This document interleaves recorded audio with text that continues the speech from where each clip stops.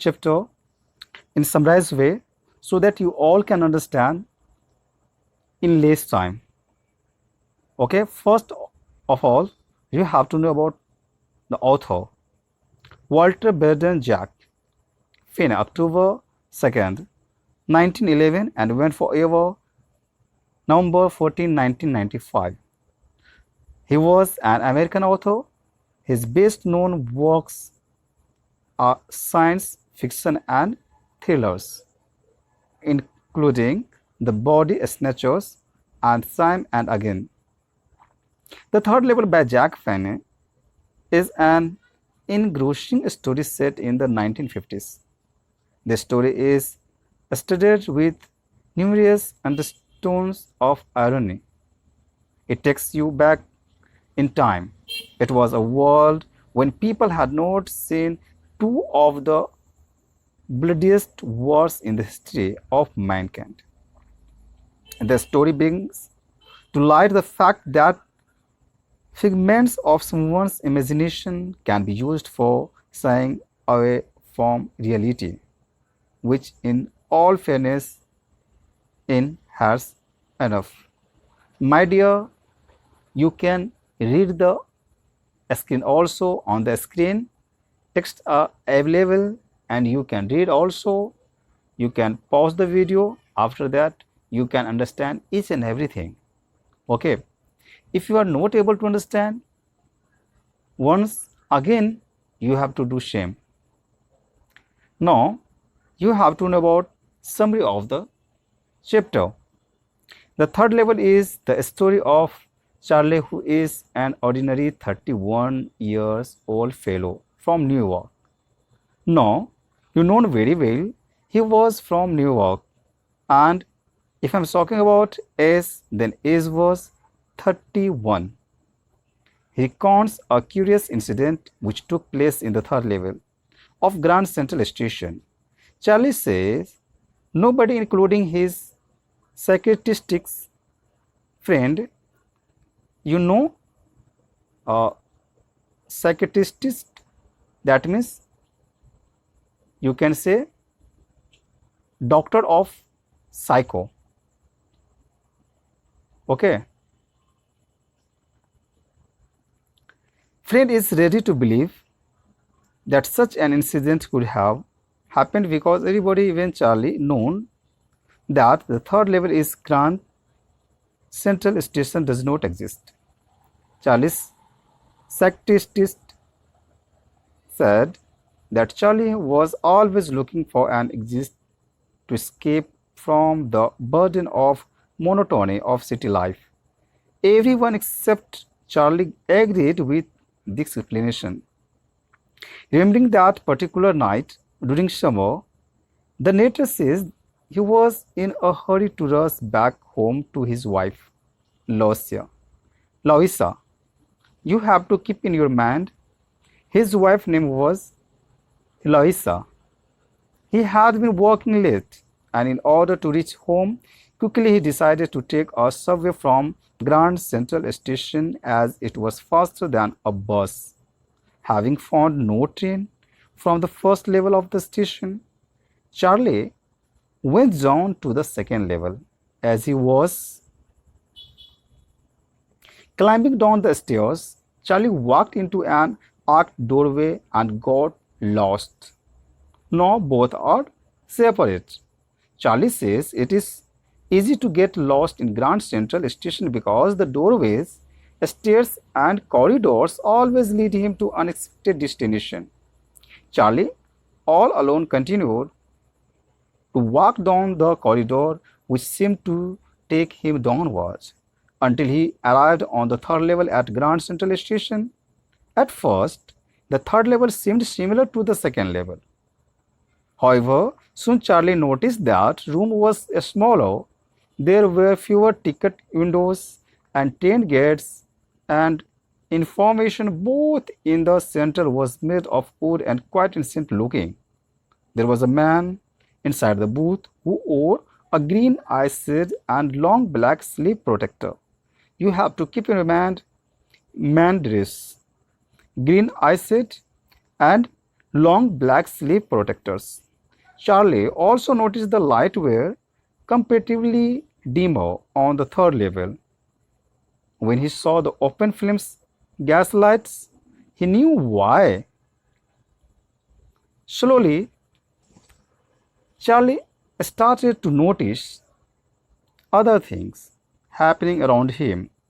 There were old fashioned railway engines, men and women wearing old style clothes, carrying accessories such as gold pocket watch from an old era and brass spittoons on the floor.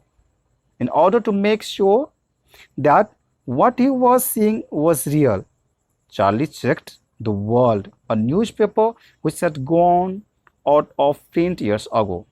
The front page of the newspaper had an article about President Cleveland.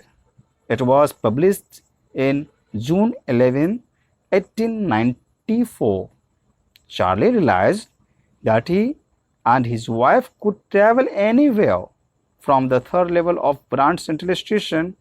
Keep in mind also the name of the station, Grand Central Station, even travel back in time. He decided he would like to visit Galesburg, name is of location, Illinois in the years 1894, where the summer evenings were more beautiful and tranquil. And the first and second, what happened next? You will know also. World wars were far, far away. Charlie decided, wait, Charlie decided to buy two coach tickets, one way. But when he was started to pay for the tickets, the clerk refused to accept the money Charlie offered. Clearly, he thought that Charlie was trying to cheat him by giving him fake money. The clerk threatened to call the police. Now, here, maybe create a problem.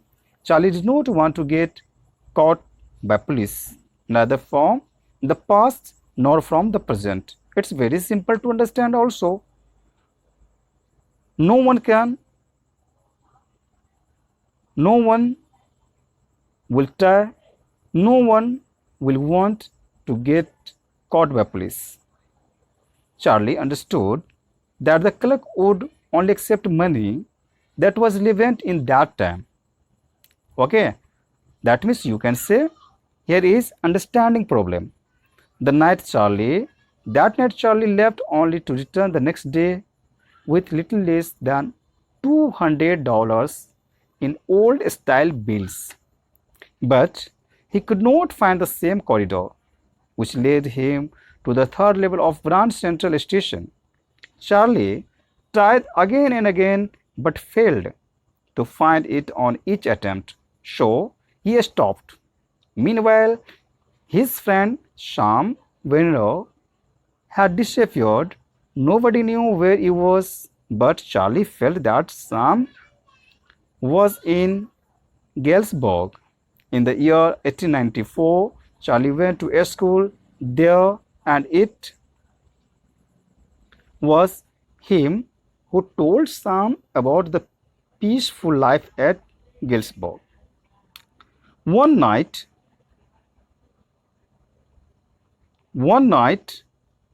when Charlie was working on his stamp collection, he saw, lying among the first day covers, an envelope he had never seen before until then.